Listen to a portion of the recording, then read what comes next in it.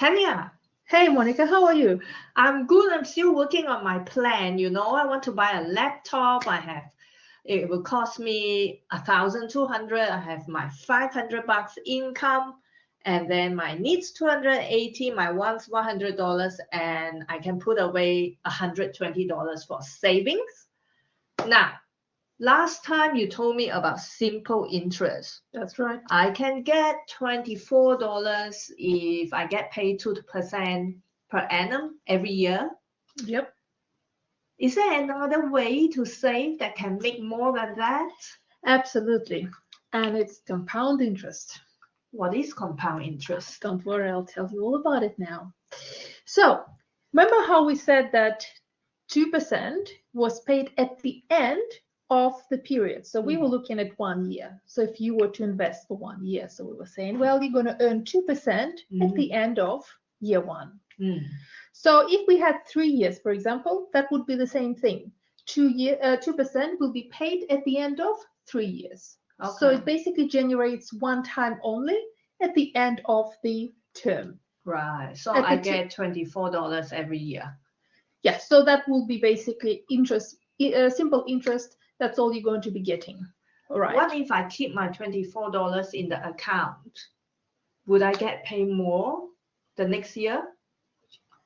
Compound interest, is that how it works? Yes. So if you were to keep, for example, let's talk about 1,000, right? So for example, in this case, let's have a look. So we at the start, and we have 3 years. So year one, year two, year three. So this P stands for principal. So at the start, we have $1,000. I put $1,000 in the account. You put $1,000 in the account. So let's assume we can make 5%. That sounds a bit better than 2. So if you were to have 5% for 1,000, so how much will you earn? So I've written it up here for you. We're going to get $50, right? Right. So you earn $50 at the end of year one, right? Okay. So now what happens is that when you come to year two, how much will you earn? Well, remember, compound interest, you earn interest on interest. Okay. So in year two, you're not going to be only looking at 1,000, but it's going to be 1,000 plus $50 interest, which you have earned in the first year. Right. So therefore, we have 1,000 plus 50 gives you $1,050. And I still keep it in the account. Right. And that becomes your new principal. Okay. So this is my new principal. That's right. So then what you do is now you calculate 5% on $1,050. Right. So how much interest do you earn?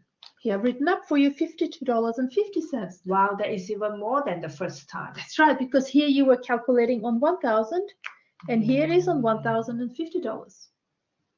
Now, in year three, we have a new principal again.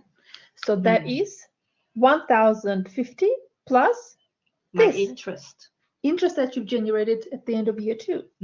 So now we have $1,102.50. That is your new principal. Now what we do, we multiply that by 5% again. We get $55.13. That's your interest that you generate at the end of year three. Every year the interest is increasing. Higher. Right. Because you have more money to start with. Right? So now you add this. How much money are you going to be getting at the end? Wow. $157.63 in interest. That's right, because initially we only put in 1,000. Right. So $1,057.63 is the interest I get. That's right. Yeah. So that's your interest, and that's 1,000 is just the amount that you put in. So as you can see, but even if you calculate, even if you compare 1 year to 1 year. Even if this was, remember 1,200 at 5%, you will still be earning, if this was 1,200 at 5%, you'll still be earning more money by doing compounding interest. But remember one thing, compounding interest can be calculated on daily basis. not just yearly basis, but daily basis. So you can imagine, it's going to be a bit complex to calculate though, but you can see that more often the frequency matters. Right. Yeah. So if you're going to generate interest every day, Wow. then you can make a lot of money, That's right. providing obviously that your principal is large enough. Yeah. So with the compounding interest, you can have daily, you could do weekly, there could be fortnightly, could be quarterly, 6 monthly, and yearly compounding periods. We've looked at 1 year just for the simplicity's sake here, just to show the calculation. I can show you the formula. Would you like to see that? Yes, please. So we can say 1,000. That's your initial.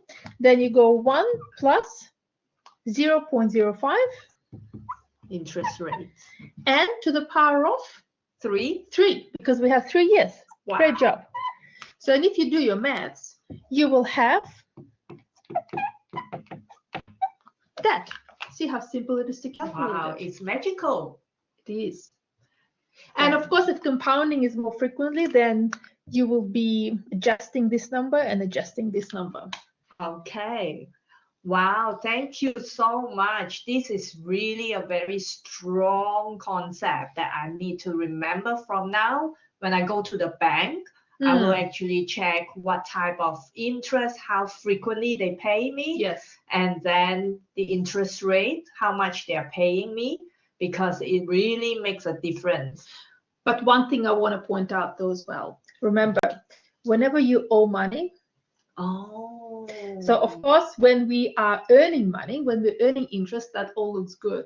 Yeah. But when we owe money to the bank, if I have a loan, the same applies. And mind you, credit cards and mortgage and other liabilities, they usually compound on daily basis. Just frequently. Yeah. So it is better that I pay off my loan more frequently to reduce the principal. Yeah, it's better to pay it off as much as possible. Yeah, so that it doesn't accumulate over time. That's right. So because that is, it looks good for when we're talking about savings, but it's not as good when we're talking about money that you owe to the bank. Well, lucky for me, I don't have any loans. And also remember that when we're talking about liabilities, interest rate is always higher than what they pay you. That's right. Okay, I'll keep that in mind. Keep that in mind, Monica. Thank you so much, Tanya. You're welcome. See you next time. See ya.